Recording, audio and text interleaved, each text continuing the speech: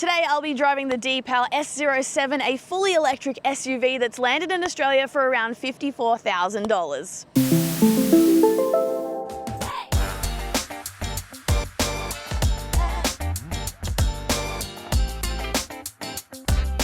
Hey, I'm Elly, I'm Australian, and this will be my first impressions of the car. It'll be a little bit like a mini review, but I'll basically be driving this for a couple of days and letting you know what I think in the moment and then what I think after I've tried it out. Fun fact, I'm also quite short. I'm only 5'1", although Lady Gaga...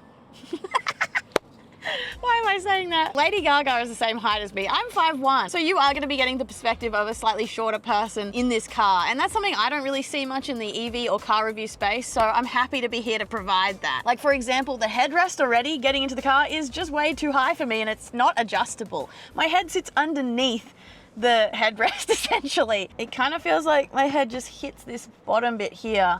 I'm almost slipping underneath it.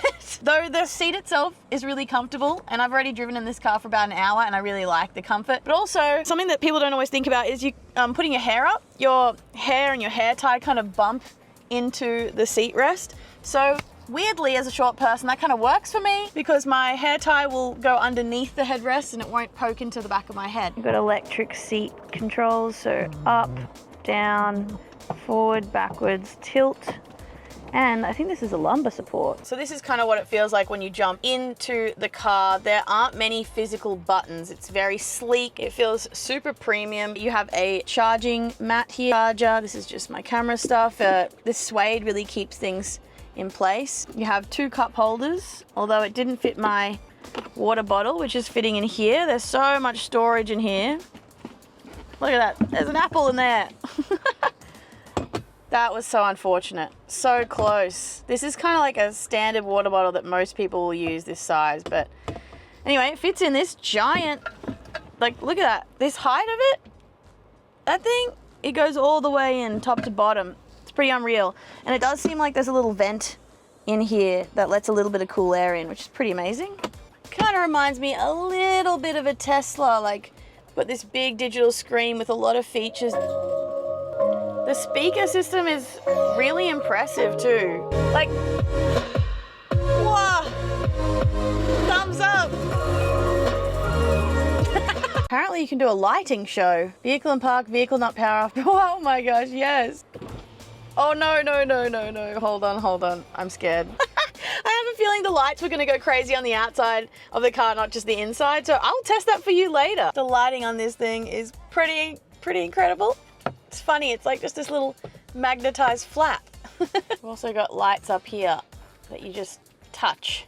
So probably gonna be a pain to clean, but that's okay. I don't know much about this SOS button, but I assume that's one of those new features where your car can be located and maybe you can get some help if you press this. The seats look excellent, they feel nice, they are spongy and soft and comfortable. And funnily enough, the driver's seat over here, it has speakers built into it.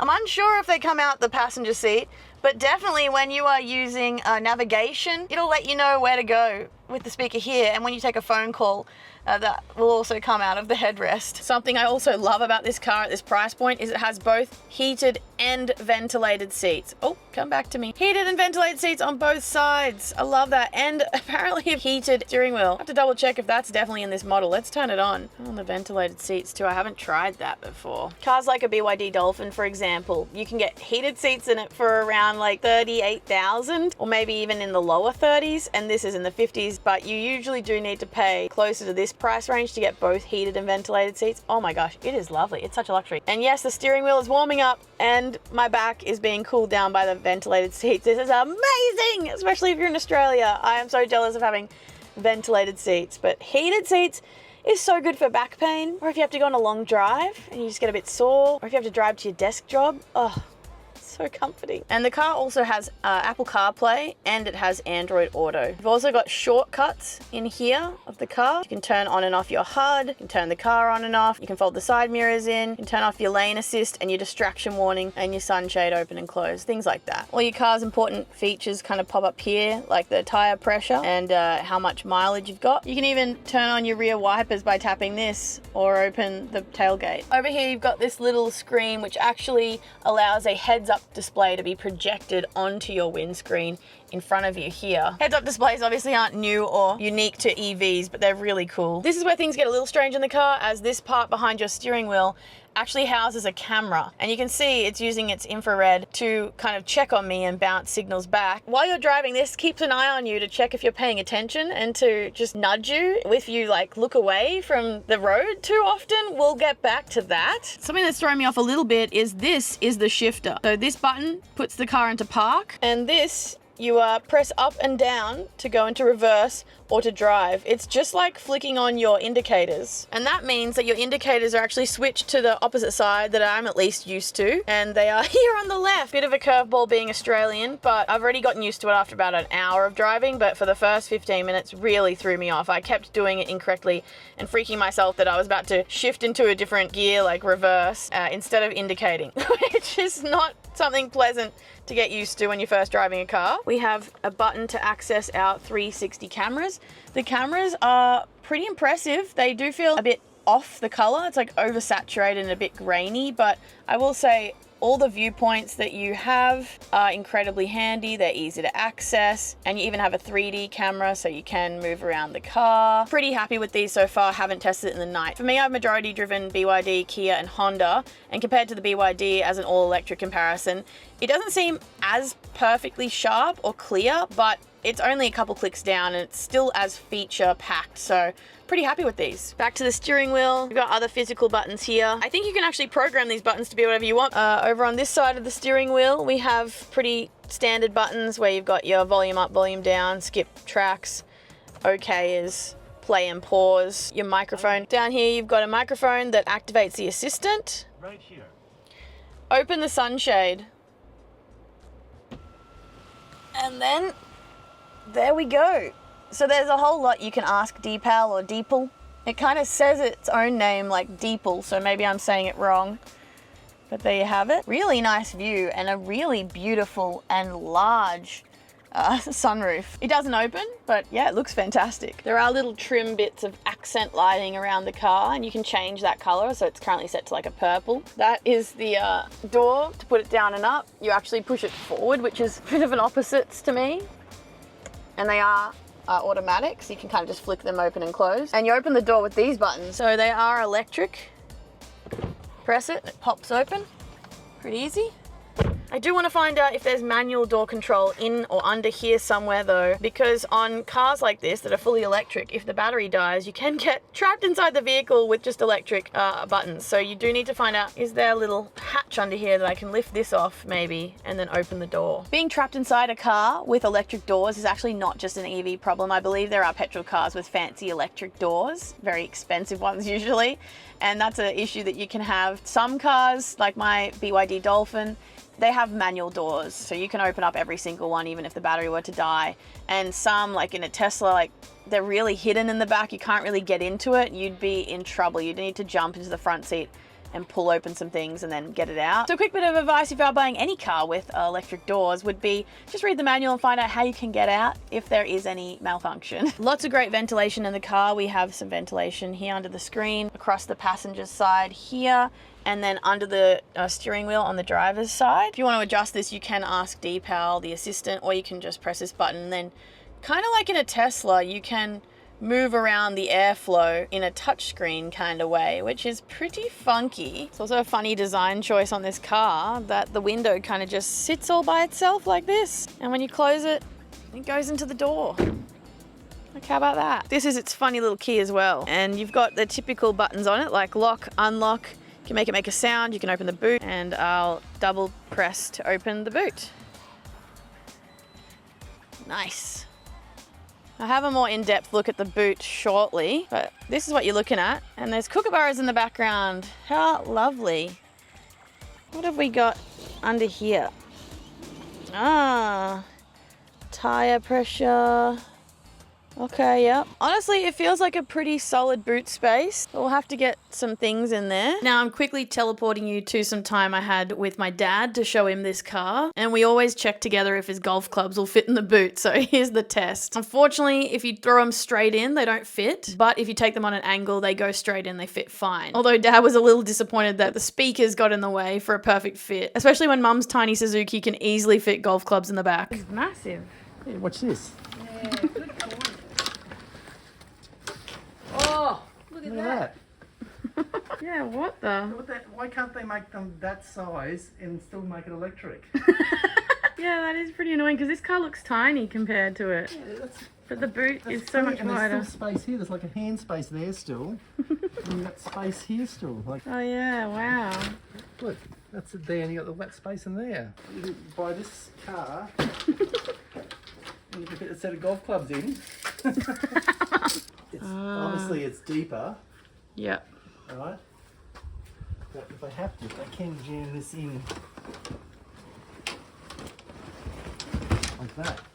Oh, with the driver still in, it actually fits. It's got this bit's open. Oh wow. It's just that it's hard because you've got to twist it a bit to get it in and out. So yeah, so it's just a bit annoying, but it's doable. I can do it. Yeah. The frunk is also pretty spacious. So that's storage under the bonnet that you don't get with a petrol car. You can also adjust the height of the tailgate and just press the button to close it. Another really interesting feature about this car is you never really have to lock or unlock it with the key. You just can walk away. So right now I can hear that the car is on, but if I walk further enough away, it will just lock. There it goes. It just made a little noise and it's just locked. And now if I walk towards it, it will likely unlock for me. There it goes. So the lights flash, I can hear it. And you can choose whether you want to have the door handles pop out or if you just want them to stay flush. So currently flush, you do have to open them similar to a Tesla door handle. You push in on the front bit and then you open it up. My name is Deepal. You can call me anytime and anywhere. Deepal, the car's assistant, so I don't know if it's Deepal or Deepal, it always introduces itself when you get into, which is funny. I don't know if I like it, but it's quirky at least. By the way, if you don't set the door handles to pop open, it is really difficult if you only have one hand free to open it. So just letting you know. Let's see if we can set that up right now actually. So if we're on screen and press this car button here, and then we go into controls on the menu, door handle unfolded automatically, we'll toggle that on, and we'll go check that out. Walk away from my car, it should lock. We'll see what happens. All right, I've just heard it lock. There you go. It all unlocks and opens up for you. See, I think that's gonna be the better move. It looks sleek when they're closed, but now I could just walk straight up to it and open it. Whereas before, I was just fiddling around, struggling to get into the car. Let me take you into the back of the car now. Everything's looking great. Do we have auto? I don't think we have auto windows, but they are extra glazed in the back. I don't know if that's just this model, but it looks great. We got the baby mounts. What have we got in the middle here? Pull this down.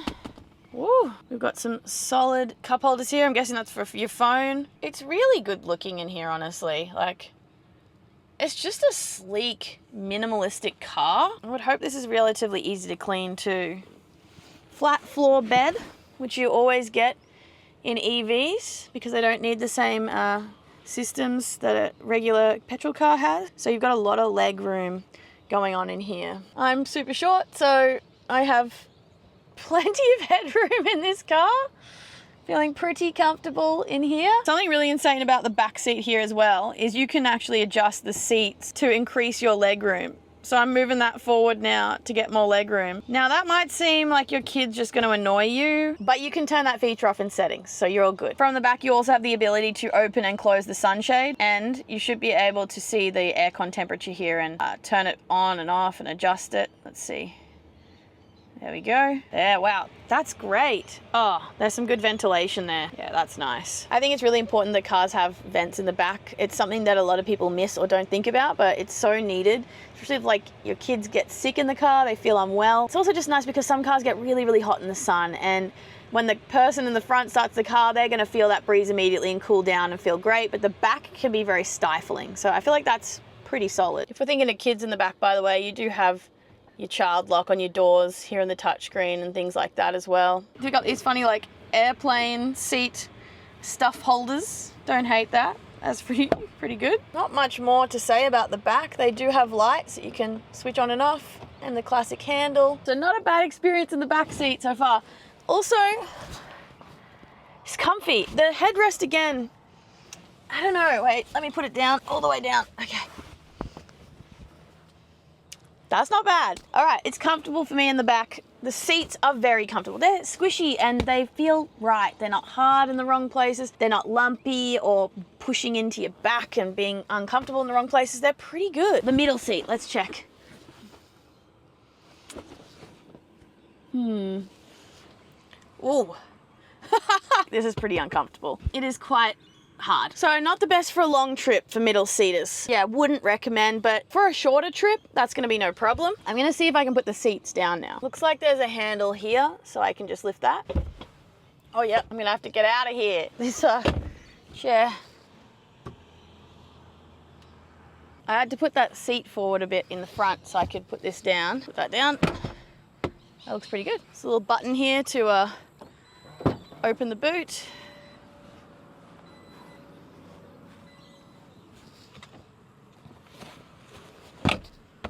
Cool. What the shit?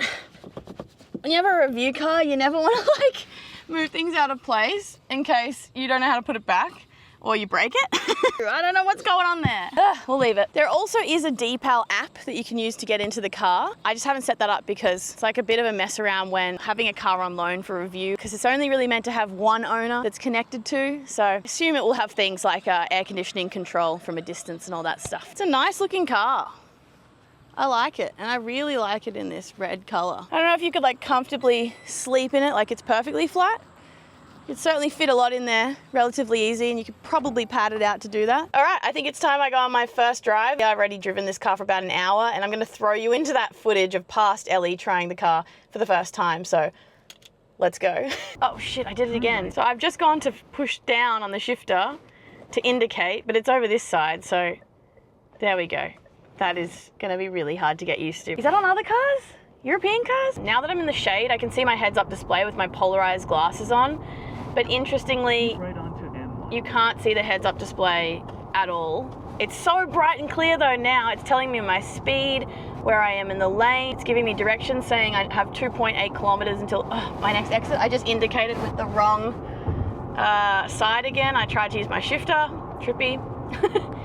But yeah, this is such a cool thing. I know that a lot of cars have a heads-up display, but yeah, right now I am seeing my position on the lane. In 2 kilometers, use the rightmost lane to keep right to M1 towards Ballina. Yeah, that's awesome. Yeah, so I mean, heads-up display isn't new. It's on a lot of different cars, especially not just new to EVs. Like petrol cars have had heads-up displays for ages, but it's really awesome. It's crazy that I can see other cars traveling in other lanes in front of me. Like it's telling me now on my heads-up display that there's a car in my blind spot which is about to pass me.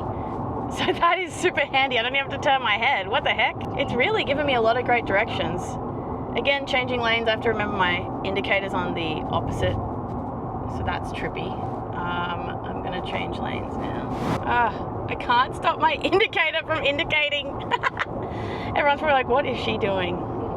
Wow, okay, so yeah, it keeps telling me when there are cars in my blind spot. And again, I can see 3 lanes on my heads-up display. I can see myself and the lanes next to me, and it's indicating where cars are on the road, which is unreal. Comfort of the car so far, it's pretty nice. I feel like sitting in this chair, I feel really comfortable. My back is in the position I want to be in, except my head is way too far back if I want to relax. Not too bad.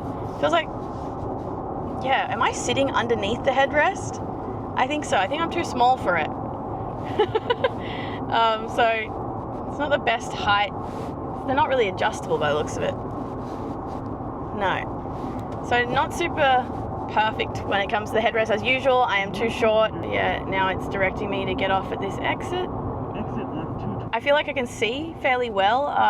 I'm at the max height of the seat's height to go as high as I can so I can see above the bonnet, and I can see red. I can see bonnet, and I like that. 800 meters, enter the roundabout and take the It's always interrupting me, really. It's really hard to work with this guy. Because my seat is so far forward, this always happens to me. I don't have as much of a sort of like rear view vision when I do a little head check to my right. With my left, there's a pretty good amount of room for me to see cars coming. Pretty visible. Take the second exit. Yes, sir. Exit using my indicator on the left. Proceed over Trippy. alleyway. Okay. What's the acceleration like? Ready? Whoa, not bad. Not bad. I think I surprised that car by catching up to, I caught up to them and they were like, oh crap, they got some speed behind them. Yeah, this is a comfortable drive. I love that I can see my speed on my heads-up display dash, but I will say, if I've got my sunglasses on, where is the speed? Where is the odometer? Oh, it's there. Thank you. So that's not terrible, but yeah, okay. That's definitely in my eye line, so I can work with that. But yeah, it's a real shame it disappears when you've got your glasses on, because yeah, this is a lot more comfortable. Probably could put my seat a bit back. You can see my elbows are quite bent. There we go. Another thing about the Deepal is it has its own assistant. Kind of like Siri, kind of like Alexa. So I should be able to say, hi Deepal, What would you like to do? open the sunshade. There we go. Took a beat, but there we have the massive sunroof above me. It doesn't open, it just has a shade to cover it up. It's actually pretty incredible. It reminds me a lot of a Tesla as well. Stylish. Other thing you can do in this car, which is insane, and I don't know if you can do it while you're driving, is there are all these gestures. So if you want to answer a phone call, you do this. If you want to take a photo, you can do this, because there's a little camera up here. And I'm going to try it out while I'm driving, even though I wouldn't usually do this. But if I go like that, let's see if it will take a photo. Oh, it's doing it. Yeah, you stay there because it won't get you in. High accident zone ahead. Oh, high accident zone ahead. Better stop doing that. Kind of weird, like having a camera inside the car though, and right here. But with all this camera tech, something to celebrate, if that is a bit much for you, is actually that this has a built-in dash cam. So right now it's filming what's going on all around the car, and we can go into that and check it out, and then it will just automatically erase the videos. I have to check what period of time, but it will just erase them and keep recording. So yeah, you always have that protection that you expect from these fancy electric cars that you'll hear about with Teslas and stuff. But woohoo, we have an alternative for Tesla. See ya! I'm happy with the side mirrors also. They seem good. Please concentrate, there you go. So I was looking to my left and my right, and it's telling me I'm not concentrating. Again. Okay, can you hear that? Oh, there's also a motorbike coming up in front of me like a crazy person. Are you good? Hi Deepal, turn up the fan speed. The wind speed has been turned on. Thank you. I think it increased. Did it? Maybe? Increase the wind speed.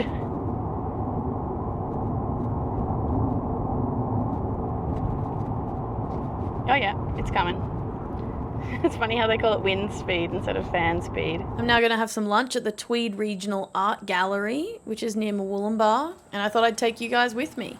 But first we've got to park the car. Cameras are pretty good. They're giving me a good view, so this is how I park it. I just press this little button here.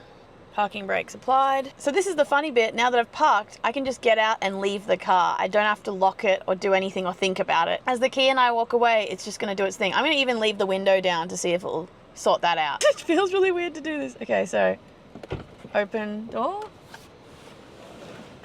Whoa. Also the door is so funny looking. Look at this. Look at that. It's not touching. There's no window part. All right, I'm just gonna walk away now and leave the car. There it goes. I'm here. The car's there. So I'm just hanging around the car still and thinks I'm back, so it's just unlocked again. And now it's locked again. Lock, unlock, lock, unlock.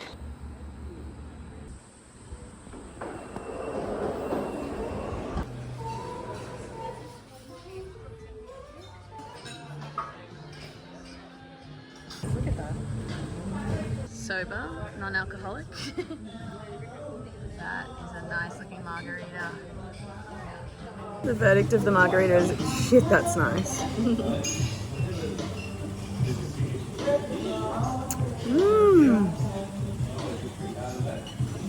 That's so delicious. A lot of delicious strawberry notes in there. Duck Sancho bao, veggie spring rolls, and this little prawn avocado delight. Yeah, it's really nice, fresh flavour. Holy shit. That's the best prawn I've ever had in my entire life. This is really good. In my entire life. That was a nice prawn. So good prawn. Good spring roll.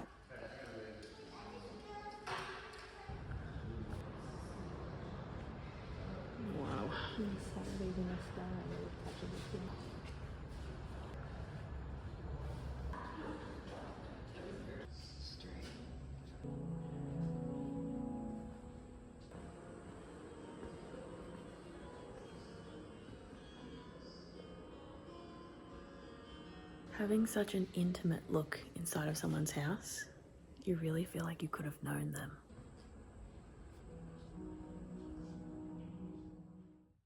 In here, cabin camera. Song playback, hang up the phone, answer the phone and mute. So after a couple of hours of driving this car, I feel relatively positive about it. I love how it looks on the outside, how it looks on the inside. It's sleek, it's relatively easy to control. I mean, there are little blips here and there, though, that bother me, and it makes it feel like the car needs a bit more polishing. For example, on the touchscreen, sometimes the cameras will come up and they won't disappear, and they're covering up your navigation. So what I'll have to do is I'll have to go out of my way to tap the close button, the little X in the corner, to get rid of it. Just little things like that, software-wise, will just be somewhat on the clunky side. And then we got to talk about, driver safety. So we've got this camera behind the steering wheel and it's always watching you. And sometimes I'll be looking for somewhere to park, looking left, looking right, looking around at my surroundings. And the car will start beeping and saying like, please pay attention, please pay attention. And so you'll be doing pretty normal things. And yes, you do have your eyes off the road, probably a bit more frequently than you should, but you're scanning. So you're looking to the left, then you're looking to the front, then you're looking to the right. You're not just not looking at the road in front of you, and the car will decide to tell you you're not paying attention. And sometimes it will just do that for the most random things. You look off into the distance for just a second. So that does get a little bit annoying. But what I will say for Deepal is they've made sure that their beeps and alert noises are really inoffensive. Like some cars are just screaming at you. This car, it's okay. I don't know if I want that though. It is really strange having a camera that's hidden, so it doesn't look like there's a camera looking at me, but it's apparently pointing straight at me, and that is weird. I don't love how many cameras are in this car and are built into the system. I don't know where my footage is going, who can view it, if anyone. I'm sure it's not meant to be viewed, but you've got to probably go in and check the privacy policy, which you can toggle access, I think, on and off to certain things, certain features. If you want to quickly toggle off those safety features that can get annoying, you can just swipe to the left here and then just tap lane departure assist and distraction warning. You can get rid of those straight away. It's just a weird thing about these new cars, right? There's so much tech in here that we don't know what is going on for sure. Are they checking the locations we're driving? Are they checking what we're looking at and for what reasons? So yeah, you've got the camera behind the steering wheel, which I could do without. You got a camera in the middle here, which I could definitely do without, but it's a fun little gimmick, taking photos and things like that. I love that it has a built-in dash cam. That is so fantastic. Here's your dash cam settings. So you've got your continuous recording, wherever you've been, whatever you've been doing. Emergency recording, I'm going to assume, is someone's come up to your car or too near it or something. You can take photos, you can save favorites, and then you've got your current dash cam view. But yeah, all its safety features are quite full on, and you can turn them off in the settings, but some you'll have to turn off all the time, or some will stay off and on. I haven't double checked that, but that's kind of typically how it all works. I think honestly, if you bought this car for your teenager that's just coming into their license and time on the road, it would be annoying, but it would remind them to pay attention and it would keep them on their toes. So if you're really worried about your kid, maybe it's a good thing. But I think if you're an experienced driver, been driving for, 10 plus years, maybe probably half your life by now, it is kind of annoying and ridiculous to have so many little reminders of things, like even the lane change.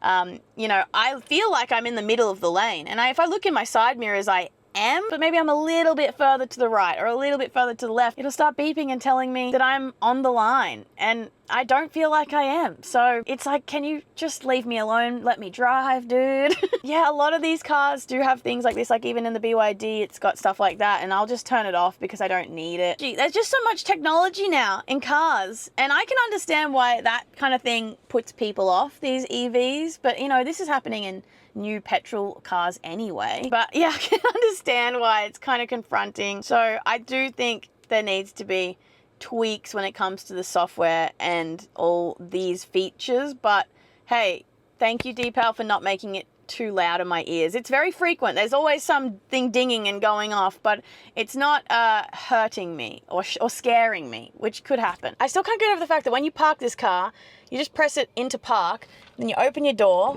you get out, and you leave, and shut the door. You just walk away.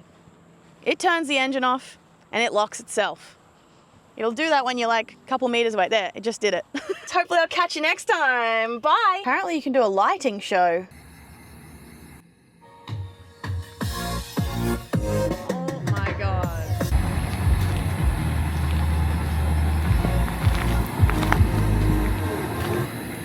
That's kind of ridiculous.